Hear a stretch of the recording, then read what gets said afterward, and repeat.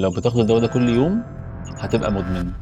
ادمان الادويه او الحبوب ليه اكتر من شكل، في الفيزيكال ديبندنس وفي كمان السايكولوجيكال ديبندنس او اعتماد نفسي واعتماد جسدي، وساعات ناس عندها الاثنين. الفكره الادمان ده بيجي من استسهال خدان الدواء من الشخص من غير ما يرجع للشخص المختص، عدم رجوعك للدكتور المختص اللي هو الصيدلي او الدكتور، وانك تاخد الدواء من نفسك بشكل غير منظم بيخلي جسمك يتعود على الدواء، وبتبقى الجرعه اليوميه اللي انت بتاخدها غير فعاله، وبيحصل حاجه اسمها دوز توليرانس، فتفضل تكرر في الدواء كل يوم، ما كده تزود الجرعه لحد ما في ناس بتاخد شريط من الدواء كل يوم من غير ما يعمل لها اي فعاليه، ومش بيحل المشكله اللي عندها، بالعكس بيبقى كمان مش قادره تتخلص منه وبتاخده كل يوم وبتبقى فعلا مدمنه للدواء ده. بالتالي اوعى تاخد الدواء من غير استشاره الطبيب والصيدلي. الابيزيكلون او الستالوبرام دول واحده من اخطر المواد الفعاله اللي لو انت بتاخدها من غير استشاره الطبيب او الصيدلي فعلا هتبقى مدمن ليهم، مش هتعرف تبطلهم بسهوله. فالمادتين دول لو انت بتاخدهم من غير روشته من الدكتور فانت كده في مشكله، لو انت بتاخدهم لازم تبقى عارف ان هم بيتاخدوا لفترات قصيره مش لفترات طويله لا تتخطى الاسبوعين. الحبوب المهدئه خطر جدا استخدامها بدون اشراف طبي، لان الجرعه مش ثابته من شخص لشخص، الجرعه بتبقى مختلفه على حسب الشخص والمشكله اللي عنده وهو محتاج تركيز كام بالظبط. وكمان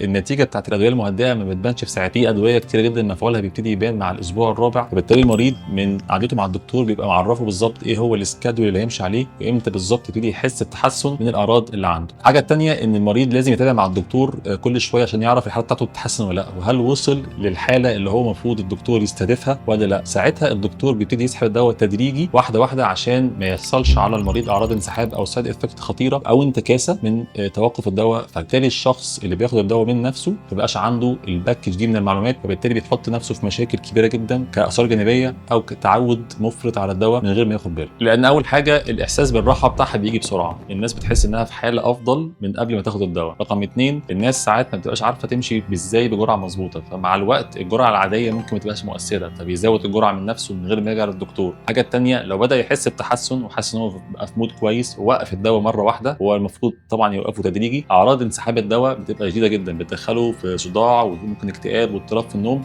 والاعراض دي بتخليه يرجع تاني ياخد الدواء، ومن هنا بيجي التعود او الادمان الادويه اللي احنا بنتكلم عليه. فالنصيحه اللي انا دايما بركز عليها في كل فيديو ان النوع ده من الادويه لازم يتاخد تحت اشراف طبيب عشان يعرفنا ايه الجرعه المظبوطه، ازاي ناخد الدواء بشكل مظبوط ولمده قد ايه، ولو هوقفه ازاي بشكل تدريجي عشان ما يحصليش الاعراض اللي بنتكلم عليها. فنصيحتي ليكم اللي انا دايما مركز عليها ان الادويه المهدئه ادويه لازم تتاخد تحت اشراف طبيب، ما ينفعش خالص ناخدها من نفسنا او من ترشيح اي حد من الناس اللي حوالينا.